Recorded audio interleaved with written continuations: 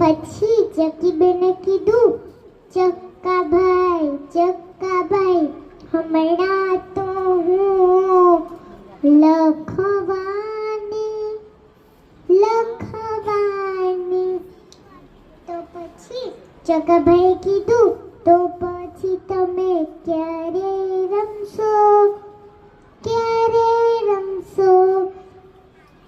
પછી ચકીબેને કીધું, પછી તો હું વાંચવાની. એટલે ચકાભાઈ તો નિરાશ થઈને ઘરે જતા રહ્યા અને પછી કીધું, પપ્પા મારી સાથે કોઈ નથી રમતું, મમ્મી તું પણ નથી રમતી. એટલે ચકાની મમ્મીએ એને પાછો મોબાઈલ આપી દીધો. એ પાછો મોબાઈલ રમવા લાગ્યો.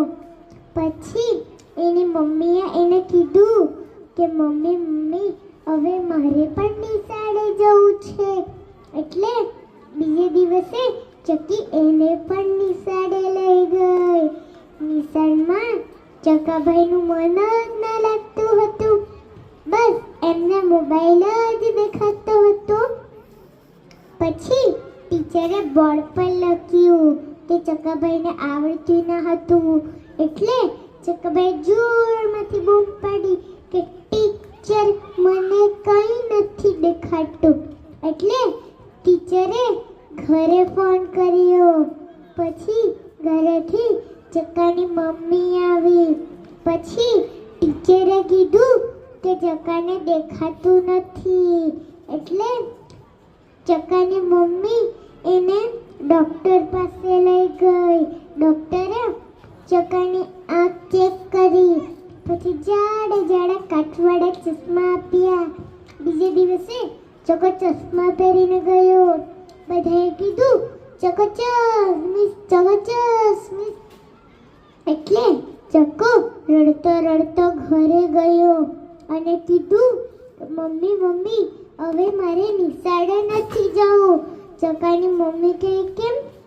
તો ચકો કે બધા મારું મજાક ઉડાવે છે. તો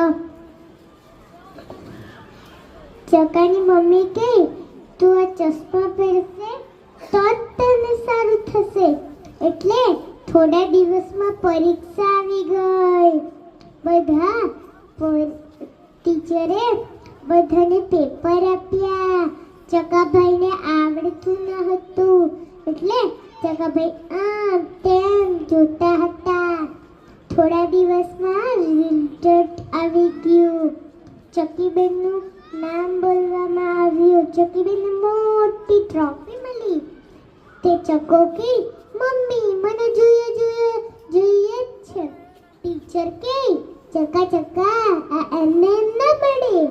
આ તું મોબાઈલના અડકશે અને લખવામાં મહેનત કરશે તો જ તને આ મળશે. એટલે તમે બધા પણ મોબાઈલ રમતા